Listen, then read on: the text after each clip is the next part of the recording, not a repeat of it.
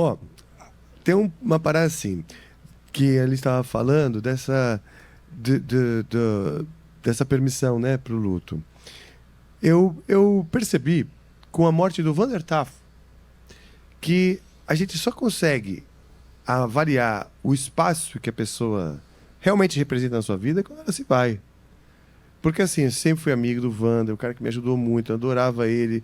Tava na época gravando o meu álbum solo, que é o Bittencourt Project, Brainworms e tal. Brainworms. Tava louco pra mostrar pra ele. E ele faleceu.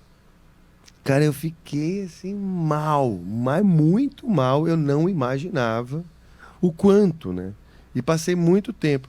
E foi quando eu percebi, falei assim, eu não sabia o espaço que ele preenchia na minha vida, como uma inspiração, né? Como é que você realmente gosta de dar risada e conversar.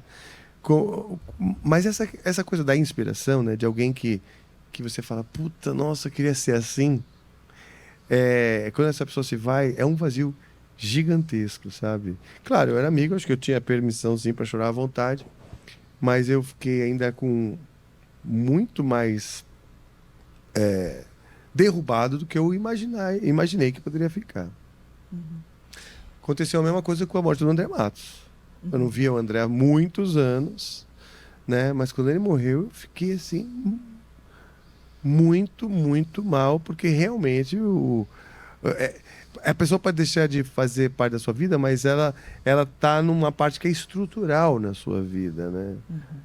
O André também foi uma inspiração, desde o Viper, depois um parceiro, um amigo, e as coisas mudaram, mas é um bloco muito grande da sua história, da sua existência. É um capítulo gigantesco. Exato. Ali, né, bicho? Então, quando aquilo Solid. se vai e a mente consciente tem que lidar com aquilo, porque se você for racionalizar, você fala, ué, mas você não vê a pessoa faz tanto tempo, né? O que vai mudar? Vai continuar não vendo. Morreu, todo mundo morre, né? Mas não é assim. Não. É forte.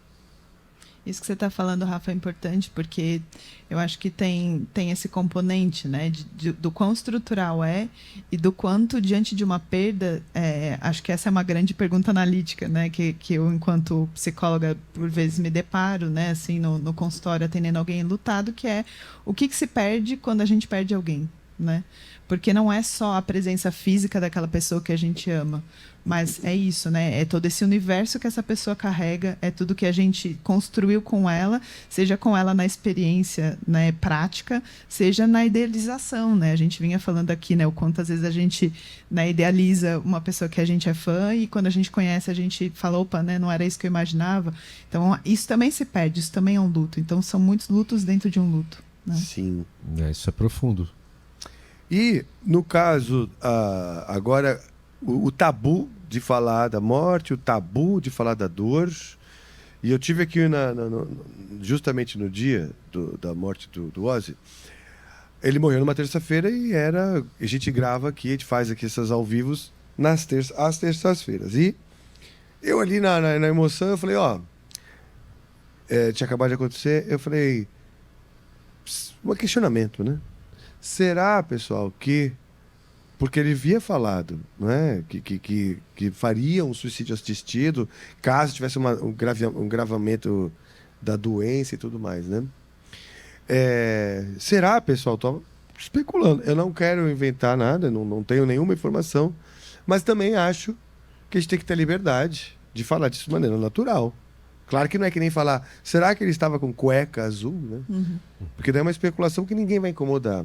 E o fato de eu ser um comunicador, uma figura conhecida, dá um outro tipo também de volume para essa informação. Mas o que eu percebi é que, assim, claro, todos na dor, com a ferida aberta, muitos reagiram mal, né? Até peço desculpas. Eu fui um desses. É mesmo? Me pegou. Sério? Então pronto, porque talvez naquela hora eu tava dissociado da dor, porque eu me protejo hoje em dia, desde assim, perdi algumas pessoas a perda já foi traumático para mim, mais de uma vez, né? Raul Seixas, por exemplo, quando ele foi se afundando, eu sou muito fã de Raul Seixas, conforme ele foi se afundando, eu fui me preparando para a morte dele. Quando ele morreu, quando ele veio morrer, eu não chorei. Acho que eu fui chorar a morte do Raul Seixas, assim, de vez em quando eu choro por ele, eu choro falando dele, eu choro, me emociono em falar dele, né? Mas eu tava já pronto, tava duro, coração duro, entendeu? O Ozzy eu tava assim, acho que o Ozzy vai, porque ele tá realmente debilitado.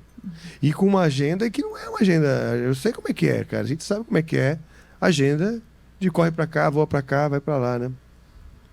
Então eu tava com aquela coisa assim, protegido da dor, sabe? Protegido.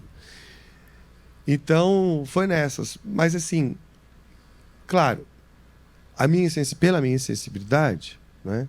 E aos fãs, peço minhas desculpas. Mas permanece o meu questionamento seguinte, de que a gente possa falar abertamente da dor e da morte.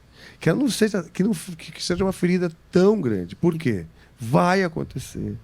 A gente vai perder pessoas. Está aí.